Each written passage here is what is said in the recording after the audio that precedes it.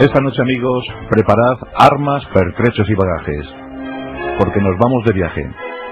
Vamos a utilizar la imaginación para viajar a una de las épocas más fascinantes de toda la historia española, el siglo XI. Y la figura más destacada de ese siglo XI, sin duda, la tiene Rodrigo Díaz de Vivar, aquel que unos y otros llamaron el Cid campeador.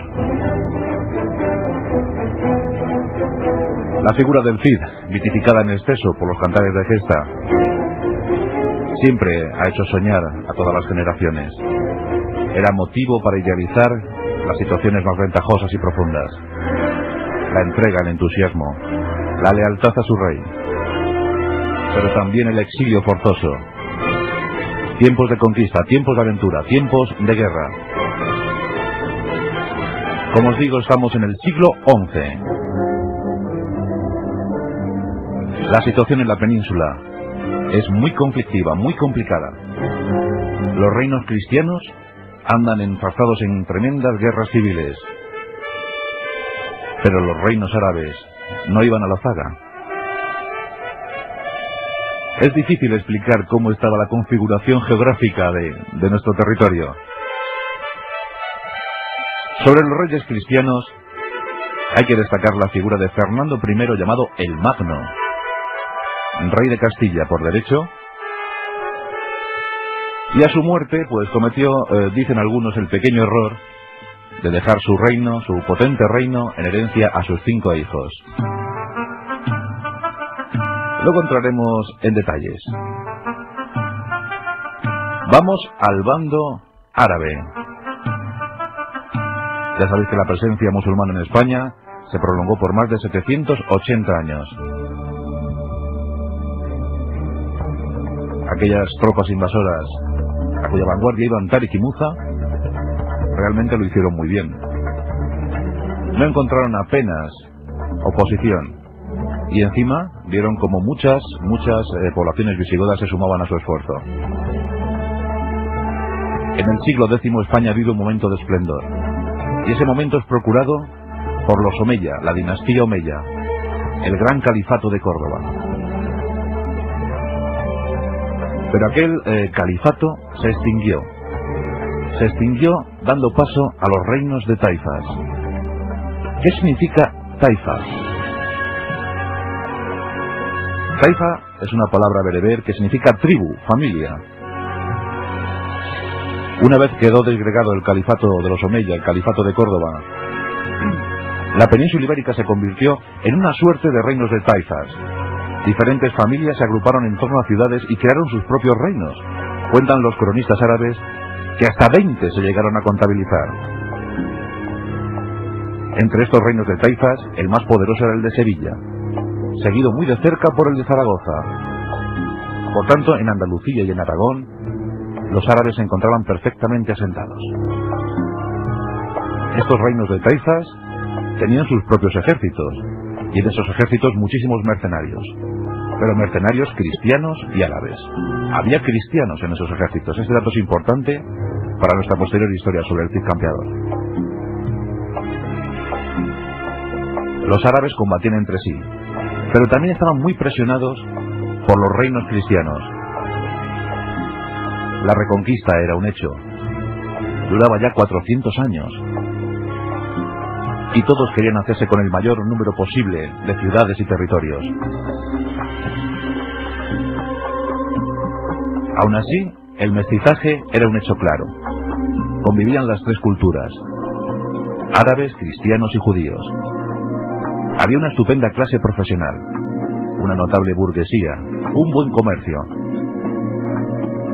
Pero una cosa no terminaba, y esa era la guerra. La guerra, siempre la guerra.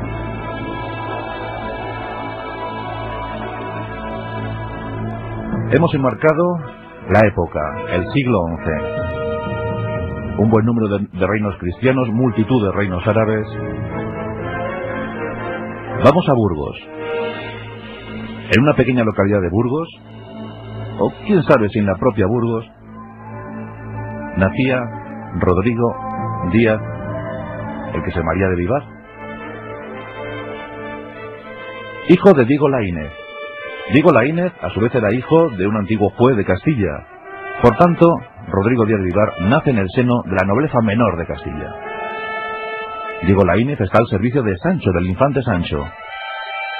Sancho era el hijo mayor de Fernando I el Magno.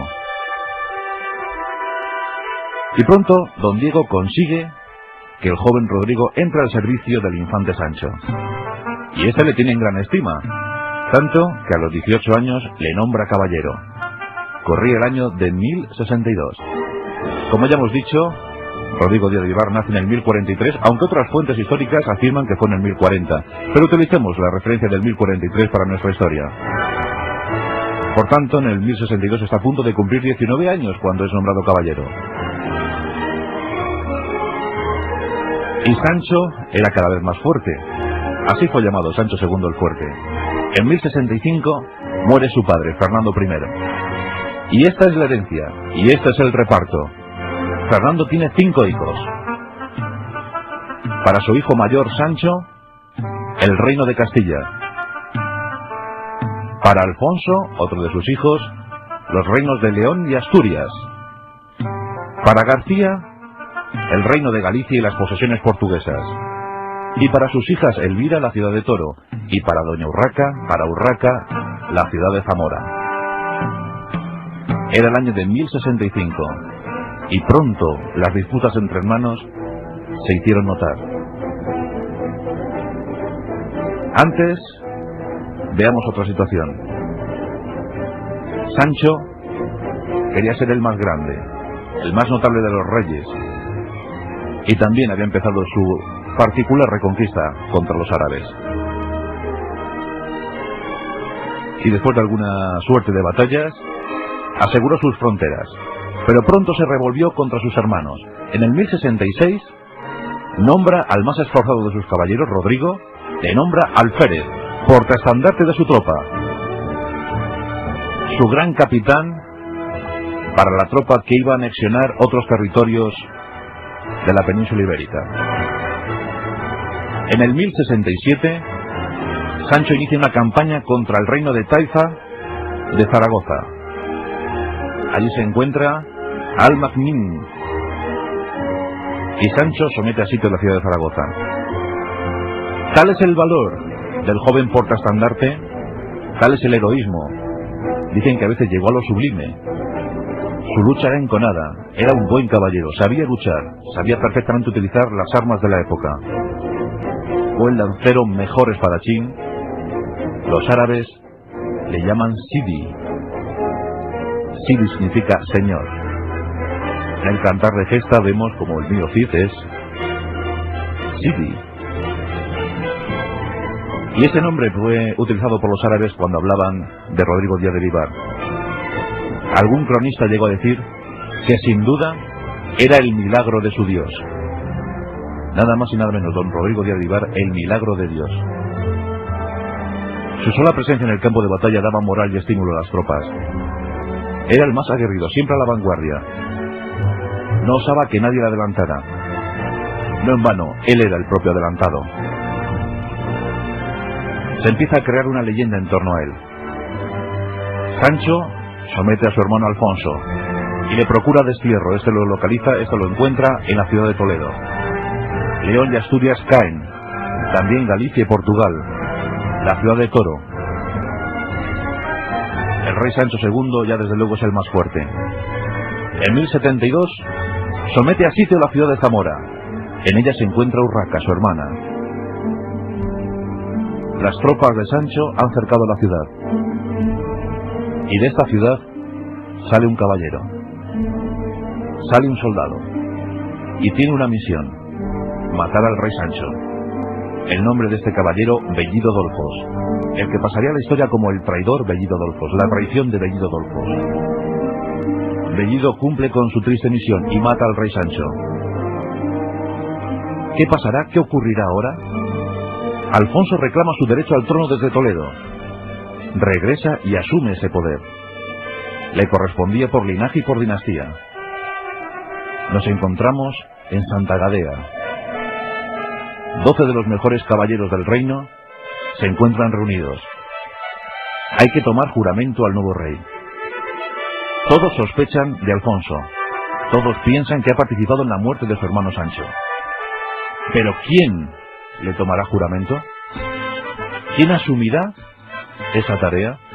De entre los 12 caballeros surge una vez más el adelantado. Rodrigo Díaz asume esa misión. Y es tan fuerte la exigencia, y es tanto el mensaje que lanza Rodrigo Díaz, que el rey Alfonso jura, sí, pero desde entonces albergará un odio exacerbado hacia don Rodrigo.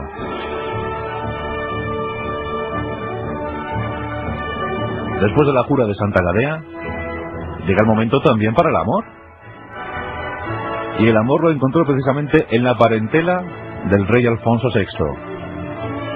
En 1074, Rodrigo recibe a una jovencita asturiana llamada Jimena. Una joven hermosa, hija del conde de Oviedo, por tanto prima de don Alfonso. Se casan en 1074. Y de este matrimonio vinieron 2 niñas preciosas. Hombre, si vemos el Cantar de Gesta Mío Cid, leeremos como sus hijas se llamaban Doña Elvira y Doña Sol, pero esto no es cierto. En realidad se llamaban Doña Cristina y Doña María. Y también tuvo un hijo, don Diego, el que tristemente falleció en la batalla de Consuegra. Pero siempre las que han pasado a la historia son las hijas del Cid, son Doña María y Doña Cristina. Hasta entonces todo bien. Una de las espadas del Cid, la colada, sigue haciendo de las suyas, luchando al servicio de Alfonso VI, con lealtad y nobleza. En los reinos de Taifas, cada vez la figura del Cid es más temida. Nadie osa oponerse al Cid.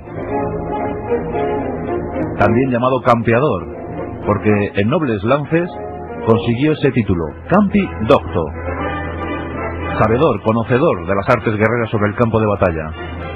Así que por un lado, por el lado cristiano, le vino la denominación de campeador, y por el lado árabe, Cid, el señor campeador, el señor batallador, conocedor en extremo de los artes de la guerra. E imaginamos subir a bordo de su caballo. Y ahora hablaremos del caballo. En el año 1075, el reino de Taifas de Sevilla, tributario del reino de Castilla, se muestra un tanto rebelde. No quieren pagar tributo. Cuentan con algunos aliados. El rey Alfonso envía a su mejor hombre, y el Cid campeador se dirige hacia Sevilla. Y allí somete al rey, libra combate con los que vienen de Granada. En esas tropas de Granada se encuentra el que ya será su ancestral enemigo. Siempre serán enemigos, García Ordóñez. Pero aquí, además de cobrar el tributo, consigue una de sus piezas más codiciadas, la que siempre le acompañará. Nos referimos a su gran caballo Babieca. Babieca es un magnífico ejemplar de caballo andaluz. Es un caballo fantástico. Dicen que solo había nacido para ser montado por el Cid. Babieca desde entonces le acompañará en todas sus gestas y batallas. Por tanto, tenemos un caballo andaluz, pero también hay una espada andaluza, y esa es la tizona. Hasta ahora hemos visto a tizona expuesta en el Museo del Ejército, y siempre se había comentado si era verdadera, si era la auténtica. Hoy podemos decir que desde luego sí es auténtica. Es una espada forjada en el siglo XI, entre el año 1000 y el 1010. Y esa espada es andaluza porque se forjó en las herrerías de Córdoba, forjada con un hierro singular. Una espada fantástica y formidable. Esas eran las 2 espadas del Cid, las que usaba habitualmente, la colada y la tizona, y su caballo Babieca. Y ya vemos que Andalucía tiene mucho que ver en esta historia. Y tiene mucho que ver porque el Cid, cuando regresa a Castilla, regresa con el tributo, pero algunos nobles, sobre todo leoneses, que hayan trabado combate con él en las tierras andaluzas, empiezan a desprestigiar la figura del Cid. Y Alfonso, que siempre había estado receloso, piensa que esta comitiva que llega de Andalucía, del reino de Taifas de Sevilla, ha mermado en algo la cuantiosa fortuna que debían traer. Y desconfía tanto del Cid, recela tanto, que a la mínima oportunidad le procura el destierro. Un destierro deshonroso. Comentaban las gentes, decían, qué buen caballero, si tuviera un buen rey al que servir. En el año 1081 parte hacia el destierro. Y aquí es cuando empieza la etapa mercenaria y aventurera del Cid. Una vez fuera de la corte castellana, los reinos le estaban esperando. Diferentes ejércitos se lo disputan para que integre sus filas. Pero es el reino de Zaragoza el que le recluta. Y aquí hay que decir que Rodrigo Díaz de Vivar luchó tanto con unos como con otros. Mató a árabes y a cristianos. Y por supuesto cobró botín, tanto si era una mezquita como si era una iglesia. En las guerras navarras se distinguió sin duda alguna. Luchó contra los catalanes, luchó contra aragoneses. Uno de sus enemigos acérrimos, Ramón Berenguer II, luchó tanto con él que incluso Ramón Berenguer II fue capturado en 2 ocasiones. Y en esos secuestros llegaron a ser tan amigos que al final el Cid casó una de sus hijas con el hijo de Ramón Berenguer II, Ramón Berenguer III. Lo de los infantes de Carrión, como ya sabréis, no es cierto. Es simplemente una fabulación del mío Cid, del cantar de gesta mío Cid. Lo cierto es que las hijas del Cid se casaron, una con el infante de Navarra y la otra con el conde de Barcelona. Sus gestas llegan a Castilla. Alfonso está muy necesitado de hombres valerosos que conduzcan sus tropas. A todo esto hay que sumar el peligro que llegaba desde el norte de África. Los almorávides. Los almorávides eran pues una especie de secta puritana bereber que desde luego le dieron una vuelta de tuerca al Islam. Su líder era Yusuf ibn Tasim. Yusuf se puede considerar como padre fundador de Marruecos, uno de los padres fundadores de Marruecos. Y en 3 sucesivas oleadas empezaron a invadir el territorio peninsular. Los almorávides eran muy poderosos, muy fuertes. Fueron llamados por los reinos de taifas. Estos estaban muy temerosos ante la presión cristiana. También sabían que el tributo a pagar a los almorávides iba a ser muy exigente. Pero decidieron buscar ayuda entre ellos. Los almorávides irrumpieron en la península con una estela de fuego y sangre. Entraron a saco en diferentes reinos. Presionaron a los cristianos. Derrotaron al rey Alfonso en Sácala en 1086. Alfonso había conseguido notables conquistas, por ejemplo la ciudad de Toledo en 1085, Madrid. Pero el poder almorávide era demasiado grande. Y llamó al Cid. El Cid había sido perdonado. En 1089 se está a punto de librar un combate. El rey Alfonso VI se dispone con sus estandartes, sus blasones, sus tropas, sus gentes. Se dispone para la lucha. Ha llamado a la tropa del Cid. Y este se apresta para llegar a ayudar a su rey. Pero al parecer no consigue llegar a tiempo. Aún así los almorávides se habían retirado, o sea, no había sido precisa su presencia allí. Pero el rencor de Alfonso VI, siempre desconfiado, es tal que le entrega el segundo destierro. Dicen que Rodrigo Díaz de Vivar no pudo soportar aquello. Con una tropa muy mermada, muy desmoralizada, parte de nuevo rumbo al destierro. Y aquí debemos hablar del cantar de gesta del mío Cid. El cantar de gesta del mío Cid, del que se conservan unas 3.700 líneas escritas, unas 3.700, debemos suponer que muchas líneas se perdieron. Se supone fue escrito en el siglo XII.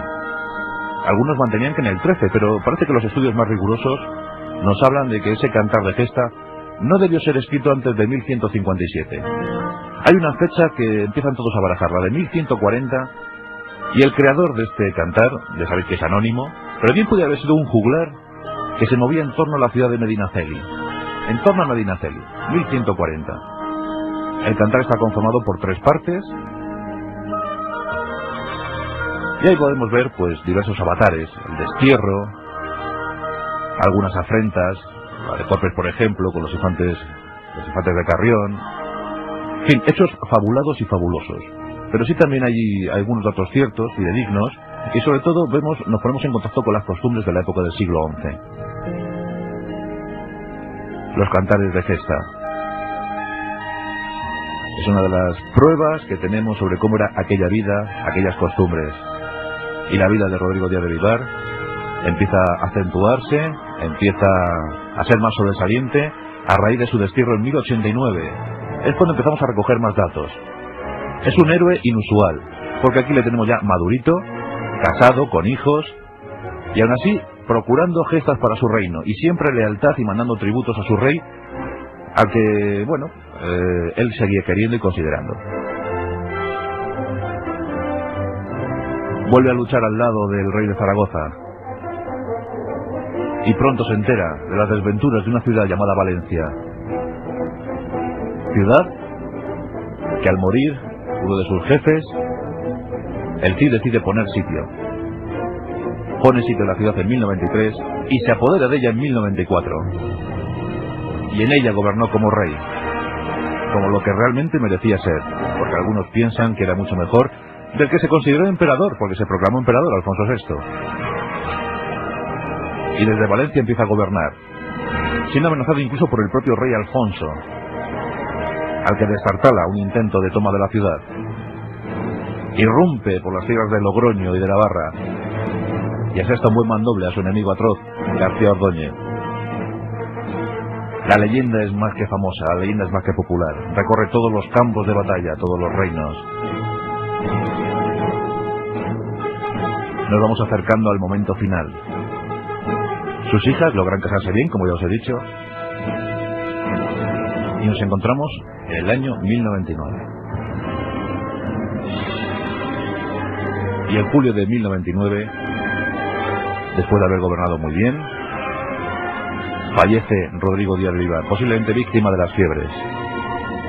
Aún cuenta la leyenda, y esto es leyenda, que los moros sitiaban la ciudad de Valencia, y que los defensores de Valencia colocaron a Rodrigo Díaz de Vivar sobre su babieca. Había muerto, pero su sola presencia en el campo de batalla hizo que sus hombres le siguieran como uno solo, provocando el pánico, el desorden, la confusión entre las filas de los árabes. Al final, estos huyeron desfavoridos ante la presencia de Rodrigo Díaz de Vivar, el mío Cid. Hemos podido leer algunas de las batallas del Cid y son impresionantes. Son tremendamente impresionantes. Imaginad la situación. Nunca manejó una tropa exagerada. Hablamos de unos 300 hombres, 300, 400 hombres. Le vemos saliendo de su castillo al frente de una comitiva de 300 hombres. En la vanguardia, sus mejores caballeros. Ahí estaba su sobrino, Pedro Muñoz. Y luego las gentes que la propia gesta heroica se encargó de ensalzar, aunque no está demostrada su aparición en la historia. Como Martín Antolínez, por ejemplo. O Álvar Fáñez. Pero debía ser algo tremendo ver aparecer al Cid con su enorme tizona, con su poderoso babieca, cabalgando por el campo de batalla, con sus mejores leales a su lado, abalanzándose sobre las tropas árabes y asestando mandobles con una justicia tremenda. Eran cristianos convencidos. Aquellas batallas que duraban horas eran interminables. Sangre, pedazos humanos, armas quebradas, escudos compactos, formaciones indelebles. Era el siglo XI, tiempos de conquista y reconquista, tiempos de botín y de rapiña, pero también siglos y tiempos para la cultura, donde el mestizaje fue un hecho, donde vivieron las tres culturas a pesar de las guerras. 56 años vivió don Rodrigo Díaz de Vivar, y su leyenda quedó inmortalizada. A su muerte, su cuerpo quedó albergado en la ciudad de Valencia, donde gobernó su mujer, doña Jimena, por espacio de 3 años. En 1102 la situación era caótica. Doña Jimena tuvo que abandonar Valencia rumbo al monasterio de San Pedro de Cardeña.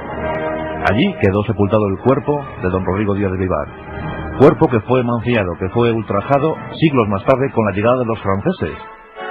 La invasión de las tropas francesas en España, cuando llegó a San Pedro de Cardeña, tuvo un hecho terrible, porque el jefe francés exhumó los restos de don Rodrigo Díaz de Vivar y los depositó bajo su cama. Esa noche el jefe francés durmió sobre los restos del Cid y de doña Jimena. Cuando terminó este avatar, cuando terminó esta aventura, al final sus restos fueron sepultados con todos los honores en la Catedral de Burgos, y allí se encuentran. Y la atesoran en el Museo del Ejército. La historia de don Rodrigo Díaz de Vivar, aquel que la leyenda quiso subir a lo más alto del podio de los héroes épicos de nuestro país, esos que tanta falta hacen en algún momento de nuestra historia. Don Rodrigo Díaz de Vivar, el mío Cid.